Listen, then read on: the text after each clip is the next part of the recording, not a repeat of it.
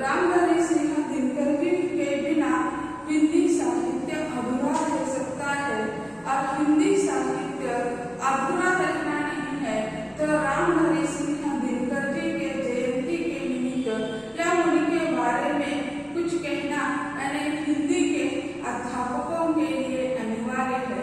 तो रामधारी सिंह दिनकर जी जो है उनका जन्म यानी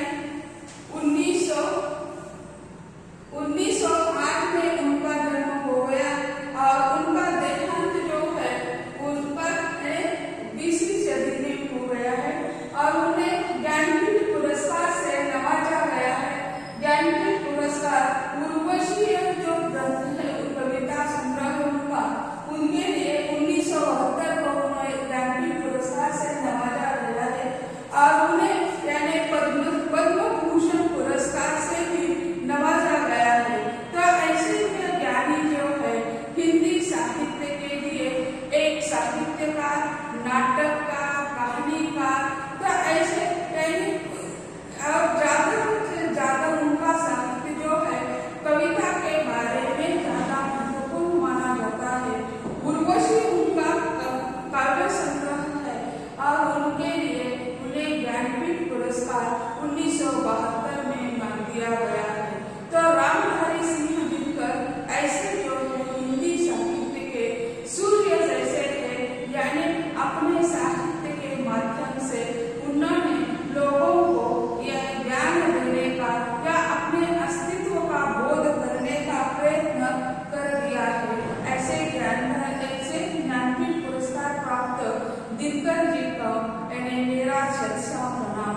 तो हम अपने कविता जो है कविता हम देख रहे थे कि यानी ऐसे ही कवित्री है सुभद्रा कुमारी चौहान, यानी सुभद्रा कुमारी चौहान की जो कविता है वह है बालिका का परिचय। राष्ट्रीय आंदोलन में सहभागी कवित्री है और राष्ट्रीय आंदोलन में सहभागी होने के कारण उन्हें कई बार जेल भी जाना पड़ा था, लेकिन ऐसी भावुक कवयित्री जो है उन्होंने इन्हें बालिका का परिचय यानी बालिका किस प्रकार, एक स्त्री किस प्रकार होती है, इसका चित्रण उन्होंने अपने काव्य के माध्यम से करने का प्रयत्न कर दिया है। हम कह रहे थे कि कृष्ण चिंत की क्रीड़ाओं को अपने आंगन में देखो, कौशल्या के मातृबोध को अपने ही मन में देखो। यानी कृष्णचंद्र की कलाएं यानी चंद्र की कलाएं होती है, यानी 15 दिन में हर एक दिन उनका कई हिस्सा होना दिखाई देता है और पौर्णिमा के दिन पूरा चंद्र हम देखते हैं तो जैसे लगता है आकाश मंडल में एक ही चंद्रमा है, उनके ही प्रकाश से ये सब कुछ चलता है। यह प्रकृति का यानी सौंदर्य देखने के मन का मनुष्य का मन बहुत सुंदर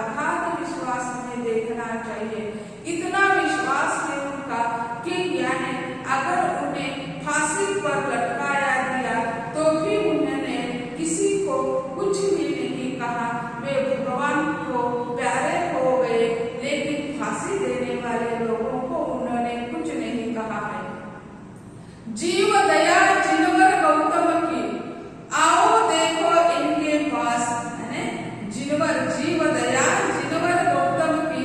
गौतम बुद्ध जो है, जिन्होंने जो बौद्ध संप्रदाय है, तो बौद्ध संप्रदाय की स्थापना कर दी। यानी यह गौतम बुद्ध जो है वह एक राजकुमार है।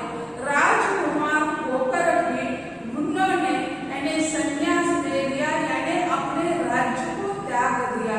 राजकुमार के लिए क्या कमतरता है, लेकिन नहीं, उनकी वृत्ति ऐसे थी, बचपन से ही वे अनुराग प्रिय थे। यानी कभी भी उन्होंने अपने राजवैभव का उपभोग लेने का सोचा नहीं है। वे हमेशा चिंतन मनन करते हुए दिखाई देते थे। इसी कारण उनके पिताजी चिंतित थे कि हमें इस राज्य का क्या करना है, हमें हमारा तो उत्तराधिकारी यही है, अगर उत्तराधिकारी कैसा रहेगा तो कार्य कैसा करेगा। इसीलिए जब उनकी विवाह की आयु हो जाती है तो उनके पिताजी उनका विवाह कर देते। वे चाहते हैं कि अगर ऐसे भी विवाह के बाद उसमें परिवर्तन आ जाएगा, अपने परिवार में वह रमान हो जाएगा, राजकाज के बारे में देखेगा, लेकिन नहीं है। जब वह टहलने के लिए बाहर चले जाते हैं तो समाज के प्रति देखते रहते। एक बार ऐसा हो गया, वे जा रहे थे तो उसी समय उन्हें एक भिक्षुक दिखाई दिया, वो बहुत कृष्ण था। तो उसी समय उन्होंने सोचा कि इसी तरह ये समाज दुखी है तो क्या फायदा है समाज से। फिर एक बार ऐसे ही अपने राज्य में घूमने के लिए गए थे। उसी समय उन्हें एक यात्रा दिखाई देती है, वह है शव यात्रा। और उस शव यात्रा को देखते हैं तो वह बहुत चिंतित हो जाते हैं। अरे हम आते समय आते हैं, आनंद खुशी खुशी सभी लोग खुशी मनाते हैं, लेकिन जाते समय देखो इस आने के बाद धरती पर बोझ है ही, लेकिन स्मशान तक पहुंचाने के लिए 4 लोगों को कष्ट उठाना पड़ता है। जब शव यात्रा में देखते हैं तो दुखी हो जाते हैं।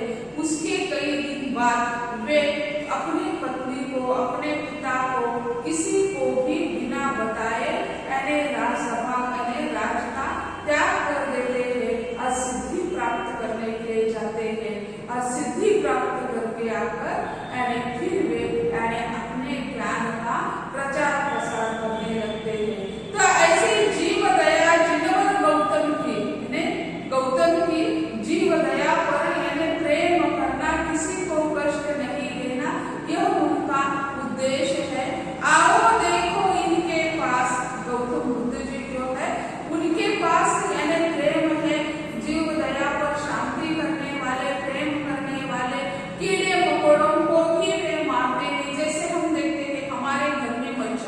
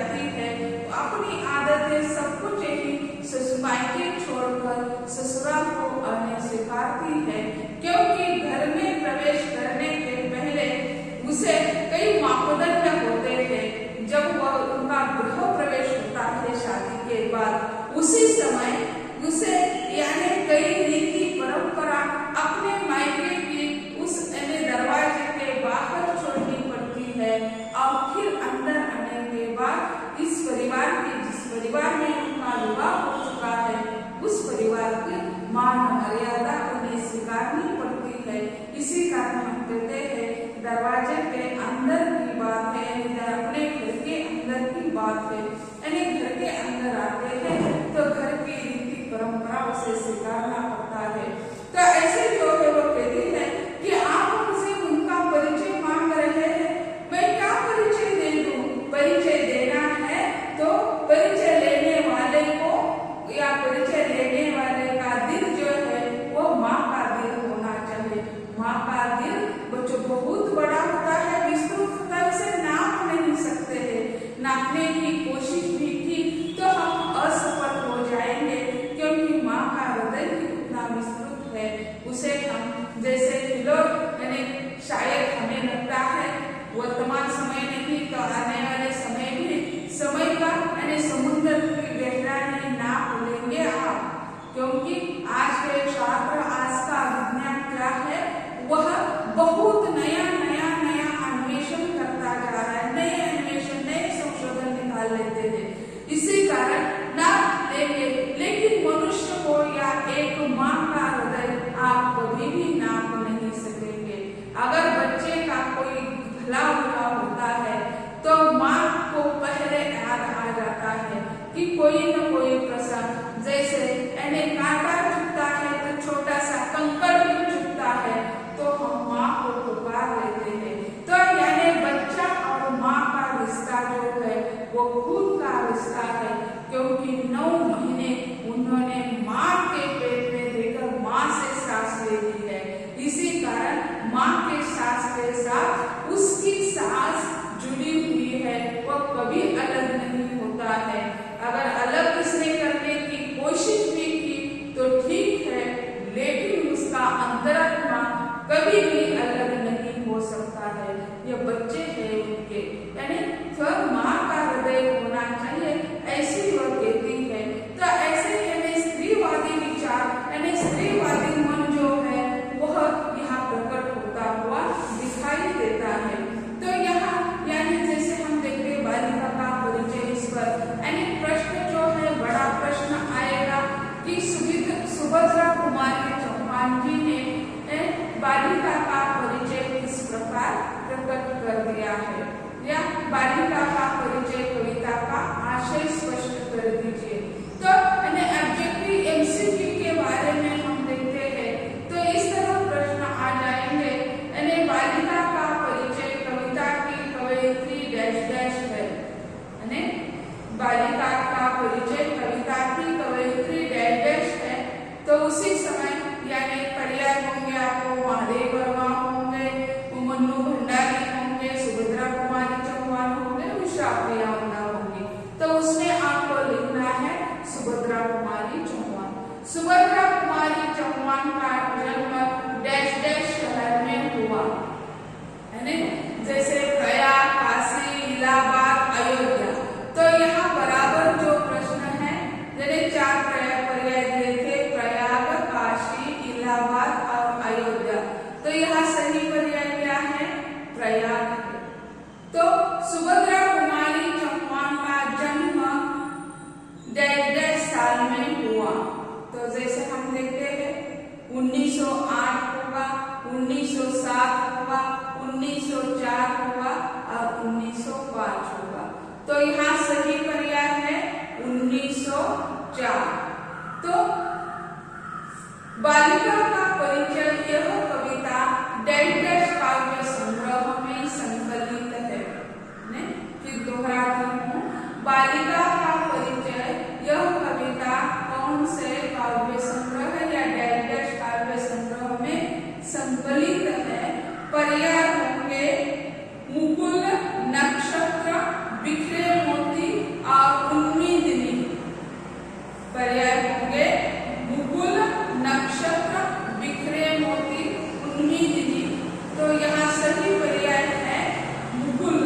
तो ऐसे जो है इसमें यानी और जैसे हम देखते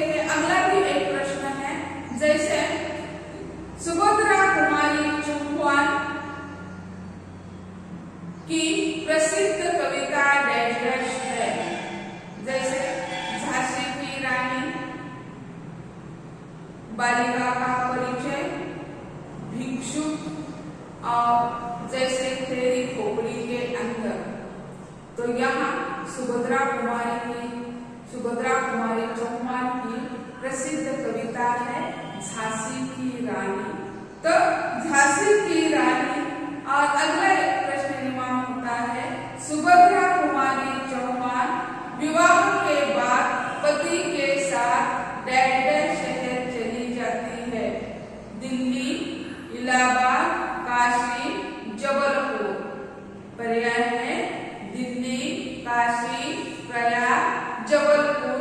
तो वह जबलपुर आकर रहती है। तो ऐसे जो है यानी यहाँ बालिका का परिचय सुभद्रा कुमारी चौहान की जानकारी। या फिर अगला भी एक प्रश्न निर्माण होता है कि सुभद्रा कुमारी चौहान का मृत्यु 1.5 साल में हुआ है।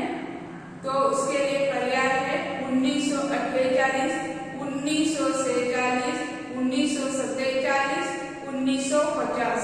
तो उनका मृत्यु जो है वह 1948 भारत स्वतंत्र होने के बाद उनका मृत्यु हो गया है। और उनका मृत्यु सुभद्रा कुमारी चौहान की मृत्यु डैश डैश से हुई है ना। तो यहाँ तो उन्हें दुर्घटना यानी मोटर दुर्घटना, लंबी बीमारी, फिर आपातकालीन मृत्यु, या जैसे हम मानते हैं कि यानी अल्प बीमारी। तो यहाँ उनकी मृत्यु जो है मोटर दुर्घटना में उनकी मृत्यु हो गई है। और यह जैसे हम देखते हैं तो उन्हें सुभद्रा कुमारी चौहान राष्ट्र प्रेम की भी कविता करती हुई दिखाई देती है। यानी संस्कृति का, भारतीय संस्कृति का भी चित्रण उन्होंने कर दिया है अपने माध्यम से। तो इसी तरह यानी जैसे हम देखते हैं कि यानी सुभद्रा कुमारी चौहान जो है राष्ट्र प्रेम की कविता लिखने वाली कवयित्री है। और इसके साथ साथ पारिवारिक कविता भी लिखने वाली है। इसी कारण यह जो है बालिका का परिचय जो है कविता, इसमें यानी सिर्फ उसका चित्रण यानी मनोवैज्ञानिक दृष्टि से अंतिम पंक्ति में उन्होंने कहा है कि मैं क्या उनका परिचय दूं, परिचय वही परिचय पा सकता है जिसका दिल माता का हो। यानी माता का दिल हो तो ही हम यानी क्या